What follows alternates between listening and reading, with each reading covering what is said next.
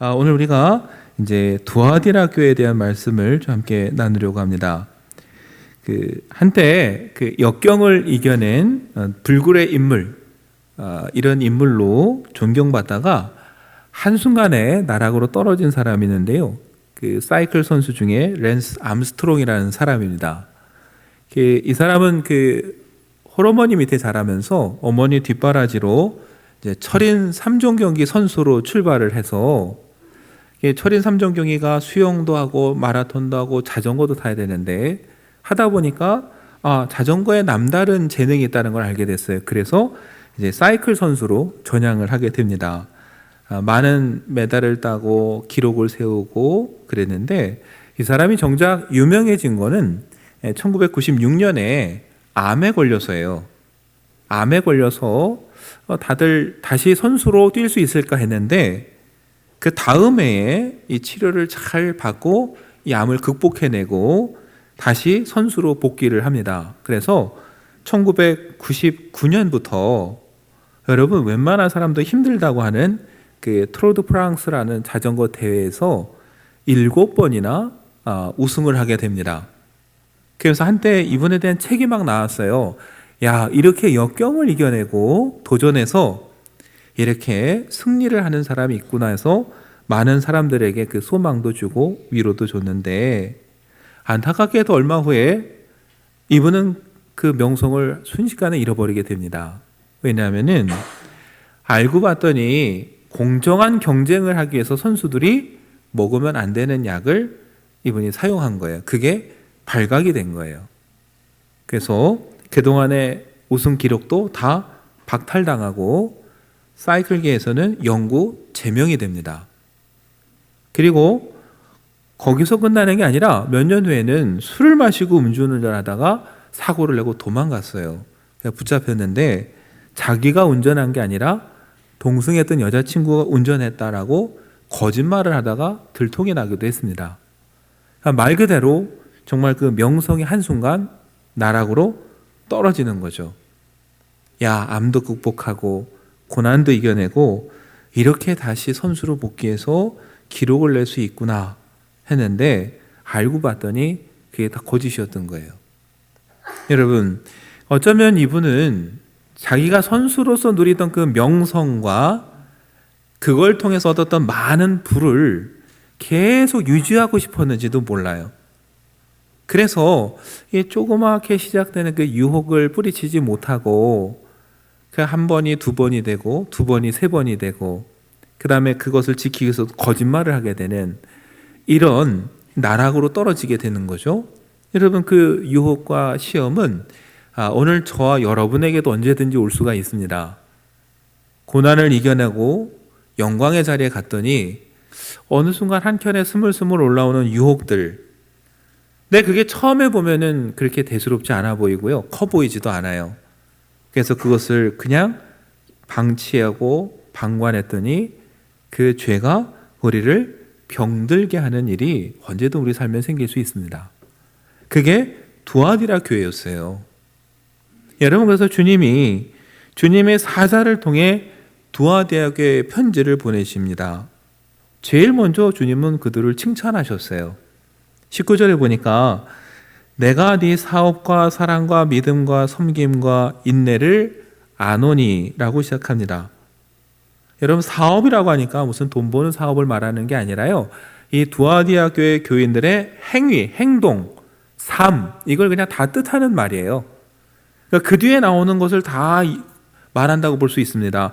그들이 사랑하며 섬기는 거, 그 다음에 믿음을 지키는 거, 주님의 나라를 꿈꾸면서 인내하는 거, 그렇게 믿음으로 행했던 모든 일들을 내가 안다. 그러니까 두아디라 교회는요, 참 열심히 있었던 교회고 믿음을 지키려고 나름 애썼던 교회예요. 주님도 인정해 주시는 교회예요. 특별히 여러분, 네 나중 행위가 처음 것보다 많다 그랬거든요. 그러니까 그 열심히, 보통은 사람이 시간이 지나면 뭐라고 합니까? 그 열정이 좀 식는다고 하잖아요. 근데 이 교회는 아니었어요. 나중이 처음보다 많았다. 그 얘기는 그 열심이 변함이 없었다. 아니, 오히려 시간이 갈수록 더 열심이었다는 뜻이에요. 그런데 이런 교회를 향해 주님이 그 다음에 20절에 가면 한 가지 아쉬운 점을 말씀하세요. 그러나 내게 책망할 일이 있노라. 그러시면서 말씀하시기를 자칭 선지자라 하는 여자 이세벨을 내가 용납했다. 그러니까 여러분, 자칭 선지자니까 자기는 선지자라고 하지만 주님이 보시기에는 거짓 선지자예요. 거짓 선지자 여자 이세벨이 교회에 들어왔는데 그걸 교회가 그냥 용납하고 방관했다는 겁니다. 여러분, 근데 여기에 진짜 이 선지자가 여자냐 이세벨이 진짜 이름이냐? 아니에요. 이세벨하면 우리에게 아주 익숙한 이름이죠. 아합 왕의 아내가 이세벨이었습니다. 북이스라엘을 다스린 아합 왕 아내 이세벨은요, 이방 여인이었어요. 자기 나라에서 섬기던 바알과 아세라를 몽땅 들여와서 북이스라엘을 영적으로 타락하게 만든 여인이고, 음란하게 만들었던 여인이고, 자기가 갖고 싶은 건 어떻게든 얻어내는 여인이었어요. 그러니까 여러분, 거짓 선지자 여자 이세벨을 용납했다라는 건 교회 안에 들어온 거짓 선지자가 있는데 그들이 꼭 하는 행위와 가르침이 누구 닮았다는 얘기일까요? 이세벨을 닮았다라는 거예요. 그래서 주님이 말씀하시는 거예요. 거짓 선지자 여자 이세벨을 네가 용납했다. 그들이 들어와서 거짓으로 주의 종들, 주님의 백성이죠. 그리스도인들, 성도들을 꿰어서 행음하게 하고 우상의 제물을 먹게 하는데 교회가 방관하고 있는 거예요. 그걸 그냥 두고 있는 거예요. 여러분, 어쩌면 대수롭지 않다고 생각했는지도 몰라요. 왜요? 여전히 교회는 전체적으로 보면은 하나님을 향한 열심이 있어요. 사랑도 있고 섬김도 있고 믿음도 있고 인내도 있고 열심히 합니다. 처음에 비해서 더 열심히 하고 있어요. 그런 와중에 한켠에 이런 사람들이 들어와서 이야기하는 걸 보면서 어쩌면 이게 거짓인지 참인지 구별 못해서일 수도 있고, 어쩌면은 보니까 아직 몇 명 안 되고 대수롭지 않은데 라고 해서 그냥 방치했는지도 몰라요. 그러나 주님이 보시기엔 그건 방치할 게 아니에요. 그냥 두면 어떻게 돼요? 교회 전체가 병드는 거예요. 그동안의 모든 수고가 한순간에 랜스 암스트롱처럼 그냥 무너지고 사라지는 거예요. 그래서 주님이 사랑하는 마음으로 얘기를 하시는 거예요. 네가 참 잘하는데 안타까운 이 한 가지가 있으니 이거를 네가 고쳤으면 좋겠다. 여러분, 두아디아라는 도시는 원래 제가 이게 주석서들을 보니까 군사적인 용도로 전초기지로 만든 도시라고 합니다. 근데 나중에 평화로워지면서 군사적인 용도는 떨어진 거예요. 근데 전초기지로 만들었으니까 길은 잘 닦아놨겠죠. 그러니까 교통의 요충지로 사람들이 오가면서 상업도시가 발달한 겁니다. 이 도시에는요, 근데 그냥 장사를 할 수 있는 게 아니라 오늘로 치면 조합이 많았어요. 조합. 길드라고 불리는 조합이 많았습니다. 그러니까 은이나 동을 세공하는 사람들은 거기 조합이 있고, 염색업을 하는 사람들은 자기들끼리 조합이 있고, 양모를 갖다 방적하는 사람들은 자기들끼리 조합이 있어요. 이 조합에 들어와야 두아디라에서 장사를 하고 살 수 있는 겁니다. 여러분, 사도행전 16장 보면은 바울이 빌립보에서 복음을 전하다가 한 여인을 만납니다. 누구를 만나죠? 자주장사 루디아를 만납니다. 그 루디아가 두아디라 출신이에요. 그러니까 그만큼 두아디라는요, 염색하고 가공하는 일이 발달된 도시예요. 여러분, 중요한 건 이게 왜 그리스도인들에게 힘든 일이냐? 그 조합마다 섬기는 신이 있어요. 그러니까 그 조합에 들어가야 장사를 하는데, 조합에 들어가면 뭘 해야 돼요? 조합에서 축제 때마다 제사 드리면 같이 제사해야 되죠. 거기에 드려지는 음식 먹어야 되는 거예요. 요즘 우리나라도 여러분 21세기라고 하지만 뭘 시작할 때마다 꼭 뭐 합니까? 아직도? 돼지머리는 꼭 고사 지내더라고요. 교회 가자 그러면 신이 어디 있냐고 그러면서 꼭 돼지머리에 절은 하더라고요. 그 심리를 참 이해할 수가 없어요. 여러분, 그러니까 이 조합도 뭔가를 할 때 되면 축제를 하고 자기 신을 섬긴다고 할 테니까 거기 가면 함께 먹고 즐겨야 돼요. 그리스도인으로서 이게 엄청난 도전이에요. 더군다나 여러분, 이 두아디라 신 전체가 섬기는 수호신이 있는데 누구냐면은 제우스의 아들 아폴로입니다. 그러니까 그리스 사람들이 신 중에 신이라고 믿는 제우스의 아들을 수호신으로 섬기는 도시가 두아디라예요. 그러니까 여기서 잘 살고 먹고 살려면은 아폴로는 기본적으로 잘 섬겨야 되고 자기가 속해 있는 조합의 신도 잘 섬기고 사람들과 어울려야 살 수 있는 거예요. 여러분, 어떨까요, 그럼? 한 달, 1년 믿음을 지키며 산다고 살겠지만 그게 1년이 넘어가고 2년이 넘어가고 힘들 상황이 경제적으로 어려워지기 시작하면은 믿음이 약한 사람들부터 흔들리고 타협하게 되는 거예요. 그 틈을 이제 이세벨과 같은 거짓 선지자들이 비집고 들어와서 이게 어떠냐, 이럴 수도 있지 않냐, 한 번 눈 딱 감고 오늘 축제에 가서 하는 건데 어떠냐, 여러분, 이런 식으로 하기 시작하니까 한쪽에서 계속 그런 사람들이 늘어가는데 교회가 어떻게 해요? 그걸 방관하고 있는 거예요.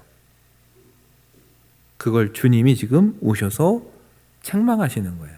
네가 지금까지 잘 해왔는데 이걸 그냥 이렇게 가볍게 여기고 방관하다 보면은 이것이 온 교회가 병드는 일이 될 수 있다. 여러분, 그래서 주님이 22절에 보면 이렇게 말씀하세요. 볼지어다 내가 그를 침상에 던질 터이요 그랬어요. 침상이라고 했지만은 원래 의미는 병상에 가깝습니다. 병상에 누가 눕습니까, 여러분? 병든 자가 눕습니다. 주님이 보시기에 이들이 병든 자일 수 있고요. 아니, 주님이 병상에 던질 만큼 책망하시고 심판하신다는 뜻이 될 수도 있어요. 어떻든지 간에 이게 지금 정상적인 상황이 아니에요. 그래서 회개할 기회를 줬는데도 회개하지 않으니까 그럼 어떻게 해요?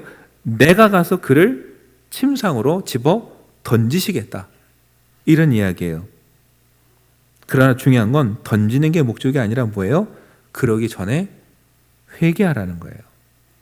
네가 빨리 돌이켜서 빨리 일을 마무리함으로써 다시 내 앞에 온전히 설 수 있기를 바란다. 이게 주님의 마음이죠.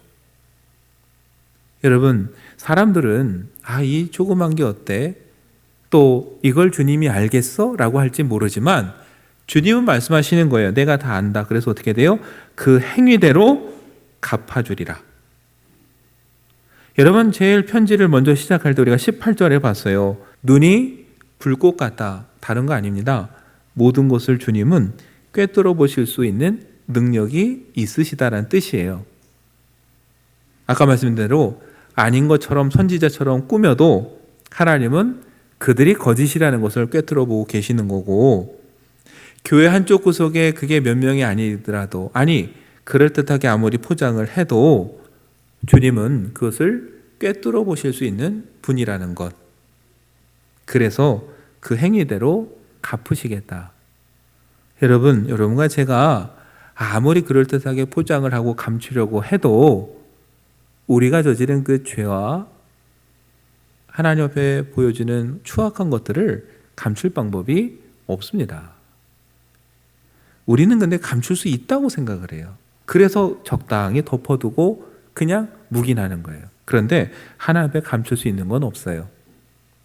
예레미야 선지자도 일찍이 이렇게 말했습니다. 예레미야서 17장 10절에 나 여호와는 심장을 살피며 폐부를 시험하고 각각 그 행위와 그의 행실대로 보응한다.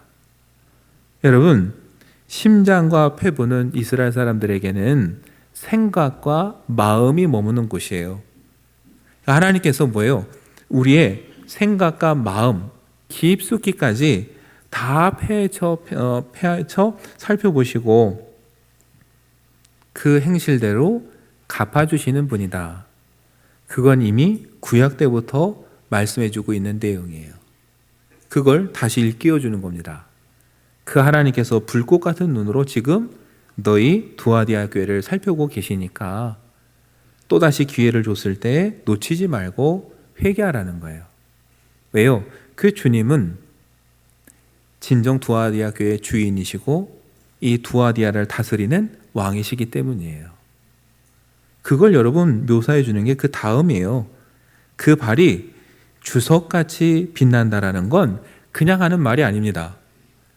아까 말씀드렸잖아요. 두아디아라는 도시가 원래 군사적인 요충지로 시작된 도시예요. 로마의 군대가 머무는 곳이에요. 군대에게 가장 필요한 게 바로 주석이에요. 주석은 군인에게 필요한 거예요. 그런데 오늘 이 두아디아에게 편지를 보내시는 주님이 어떤 모습이세요? 그 발이 빛난 주석과 같다라는 건 주님이야말로 용감한 전사시고 왕이라는 거예요. 로마의 군대와 황제가 아니라 그 주님을 두려워할 줄 알아야 된다는 거예요. 그리고 말합니다. 그 주님은 또 어떤 분이에요? 하나님의 아들이. 그 하나님의 아들이신 분이 말씀하는 거예요. 여러분, 두아디아는 누굴 섬겼다고요? 제우스의 아들 아폴로를 섬겼어요. 그런데 주님은 말씀하시는 거예요. 제우스의 아들 아폴로가 어디 있느냐? 진짜 주인은 하나님의 아들이신 주님이 바로 왕이시고 주인이시라는 거예요. 그러니까 여러분, 세상을 보고 환경을 보면 아직 두렵고 염려되고 걱정이 되지만 그 환경을 보지 말고 우리의 마음속까지도 꿰뚫어 보시고 우리의 행위대로 갚아주시는 분, 그리고 이 두아디라의 진정한 통치자이시고 주권을 가지고 계신 주님을 바라보고 주님을 의지하고 나가라는 거예요. 그렇지 않으면 자꾸 우리 삶 속에 유혹이 오고 시련이 올 때 그냥 적당히 타협하고 적당히 방치하고 가는데 나중에 그 모든 것이 교회를 온통 뒤엎을 수 있다라는 거예요. 그래서 주님은 거짓 선지자와 그들을 따르는 자들에게는 경고를 하시는 겁니다. 내가 침상에 병상에 던지기 전에 너희가 빨리 회개하면 좋겠다. 반대로 여러분, 아직도 믿음을 지키면서 열심히 섬기고 있는 성도들에게는 주님이 말씀하세요.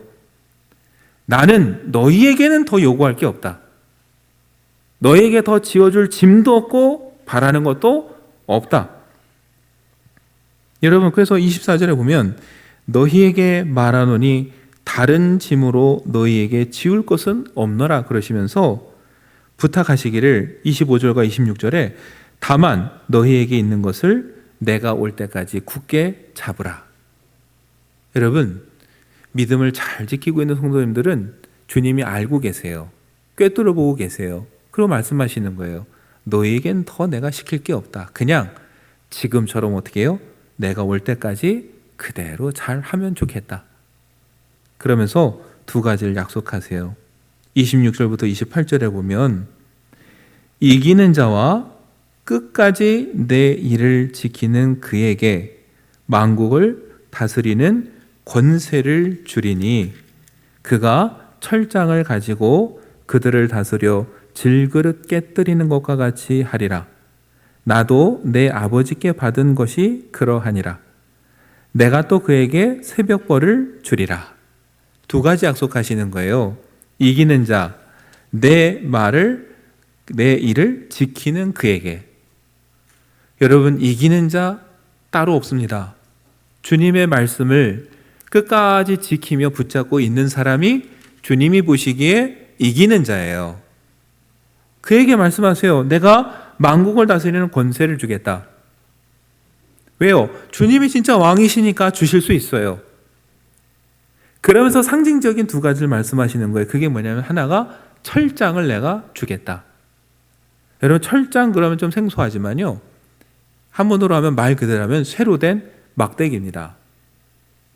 어떤 주석가들은 말해요. 쇠로 된 막대기가 목자가 양을 칠 때 쓰는 막대기를 쇠로 만들었을 것이다. 왜요?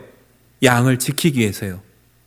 양을 덮치는 위협으로부터 양을 보호하는 동시에 양을 노리는 무리들에게 쇠 막대기는 뭐예요? 그건 징계와 심판의 도구예요. 그러나 대부분은 어떻게 해석했느냐? 왕의 홀이자 왕의 규다. 왕의 권리를 뜻하는 그 규를 뭐예요? 주님이 주신다라는 거예요. 지금은 핍박받는 위치에 있을지 몰라도 그러나 주님의 때가 되면 오히려 이 믿음을 지키며 살아갔던 사람들이 오히려 거짓 선지자들과 그들을 핍박하는 자들을 어떻게 해요? 질그릇 깨뜨리는 것과 같이 깰 것이다. 무엇으로요? 주님이 주신 능력으로. 근데 그 능력은 주님도 아버지께 받은 거예요. 그걸 저와 여러분에게 주시겠다는 겁니다. 또 하나 뭘 주세요? 새벽별을 주리라. 여러분, 새벽별은 말 그대로 하면 여러분 해가 뜨기 직전에 뜨는 별입니다. 반대로 말하면 어둠이 가장 짙을 때예요. 그런데 어둠이 가장 짙은 때, 그리고 해가 뜨기 직전에 그 새벽별이 뜨면서 희망을 주는 거예요. 새로운 소망과 새로운 시작을 알리는 별입니다. 그분이 그 별과 규를 누구에게 주시겠다고요? 끝까지 믿음을 지키는 사람들에게. 내가 아버지에게 받아서 나도 너희에게 주겠다. 이게 약속이에요. 그러니까 교회 한 구덩이에 어느 순간 들어와서 자리 잡고 조금씩 우리를 유혹하는 그런 것들에 휩쓸리지 말고 믿음을 잘 지키고 갔으면 좋겠다. 이런 당부를 하시는 겁니다. 그리고 지금 잠시 그 거짓 선지자에게 넘어갔다면은 지금이라도 회개하라는 거예요. 돌이켜서 하나님의 말씀을 따르라. 여러분, 이게 도아디아 교회를 향해서 주시는 말씀이었고, 그리고 오늘을 살아가는 우리에게 주시는 말씀이기도 합니다. 요즘 같은 시대에 정말 참과 거짓을 구별하기 아주 힘든 시대를 우리가 살아가고 있어요. 다양성이라는 이름에 그냥 모든 게 다 받아줘야 될 것 같은 시대에 살고 있어요. 그래서 어쩔 때는 그냥 다 내버려 둡니다. 그냥 하게 두자. 근데 어느 순간 그것이 여러분 거짓 선지자의 가르침인데 분간 못하고 우리 안에 들어와서 자리 잡게 될 때가 있는 거예요. 그러나 주님은 그걸 분명히 알고 계시는 거죠. 우리가 그것을 잘 이겨내고 우리가 더 병들기 전에 지금까지 해왔던 이 믿음의 사역을 끝까지 잘 완수하기를 주님은 간절히 바라는 겁니다. 특히나 상황이 어려웠다고 해서 포기하지 말고 끝까지 잘 견뎌서 주님이 주시는 그 권세와 새벽별을 받기를 원하시는 거죠. 여러분, 이게 시대적 흑암일 수도 있고 저와 여러분 개인의 시련일 수도 있습니다. 개인적으로 정말 이 어둠이 끝날 것 같지 않은 칠흑과 같은 상황이 계실 수도 있어요. 주님이 말씀하시는 거예요. 그래도 믿음을 지키면 빛이 비치고 새벽별이 뜨는 그때가 꼭 올 거다. 다윗도 시편 27편 1절에서 이렇게 얘기를 하죠. 여호와는 나의 빛이요 나의 구원이시니 내가 누구를 두려워하리요. 여호와는 내 생명의 능력이시니 내가 누구를 무서워하리요. 맞아요. 위협이 오고 어둠이 덮치지만 주님이 나의 빛이고 나의 구원이시고 내 능력인데 내가 누구를 두려워하겠느냐. 이 믿음으로 이겨낸 그 믿음의 선진들처럼 저도 여러분도 비록 혼란스러운 시대를 살아가고 있고 혹시나 나 개인적으로 어려운 때를 보내고 있더라도 여러분, 우리가 절망하거나 포기하지 않고 끝까지 주의 말씀을 지킴으로 이기는 자가 되고 주님이 주시는 능력과 새벽별을 붙잡고 다시 한번 일어나는 저와 여러분 되기를 간절히 축원합니다.